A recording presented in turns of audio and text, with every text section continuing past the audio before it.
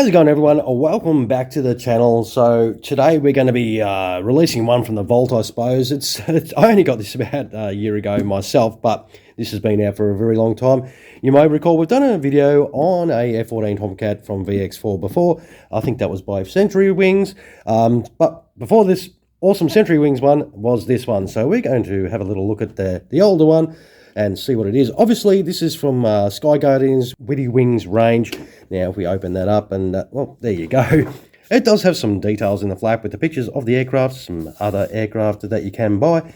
Look, these older Sky Guardians ones are pretty good, to be honest. They're not too bad, and you can sometimes get them at a really cheap price. It does have like an open rear as well, so you can check it out. It does look to be fixed gear down, so for my in-flight display viewers, sorry about that, but that is too bad. I picked this up relatively cheaply, so we should be able to just open this up, so I won't bore you with anything else. Yeah, so if you want to, I did go into the details about the Squadron and everything and this aircraft in the Century Wings one, so if you want to know more information, click on that video if you haven't seen it. If not, just continue watching if you don't give a shit about the information. Alright, so it is relatively easy to get out. There's no issues in regards to that. No assembly except for what I assume is going to be this pitot tube here. It's hard to see. You take my word for it, there's a pitot tube in there. And if you can't take my word for it, that is it there. Oh, wow, that is tiny. Do not lose this to the carpet monster, because you will never frickin' get it back. I'll tell you that much. We'll put it safely there, and we'll whip this aircraft out.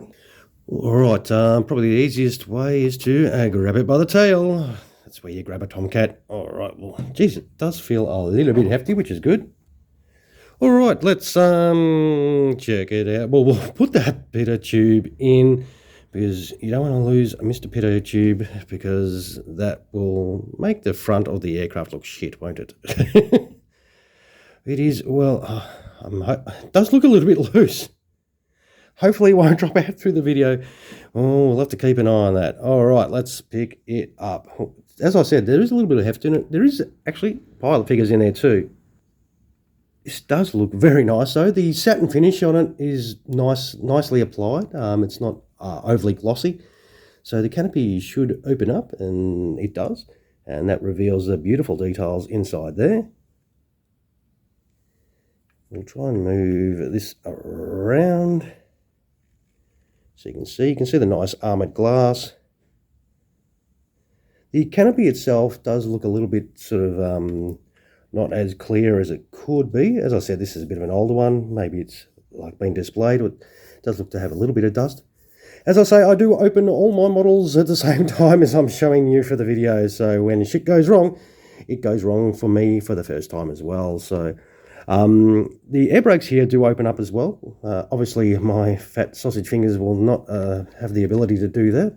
The markings themselves seem nicely applied. It does have the swing wing capability. Not as smooth as, say, a Hobbymaster or a Century Wings or a Caliper Wings, but that is. But look, it moves nice enough. You're not going to be sitting here freaking doing that, are you? Well, if you are one of those, seek medical help. But the stabilators move as well, so if you like to play with that shit as well. Also, same with the rudder movement. That is pretty cool. The tail markings look really nice though. Nicely done. There is a bit of engine detail inside, like the exhaust detail right deep in there. It's really freaking hard to see. Let's have a little look underneath and see. Yes, awesome. It's kitted out with the traditional loadout, the old Phoenix missiles. They are such awesome looking missiles. Boy, oh boy. So the little air brakes underneath open up as well. As you can see, that one has moved.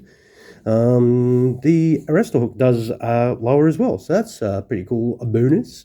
The wheels roll. If you're a roller, yep, you're a happy camper now. Definitely very nice. And the beauty of it all is you don't have to do shit. Speaking of shit, there looks to be a little bit of a mark on that nose on mine. That is a bit unfortunate, but well, it's just one of those things with buying second-hand older models. But overall, represents the aircraft really nicely. Does look pretty good for an older model. And obviously, no stand with this black cat, so too bad for you in-flight guys. Well, sits on its landing gear without any drama whatsoever. We'll open that up, spread her out. But I figured since we did mention the Century Wings one, well, that is, well, sort of a side-by-side.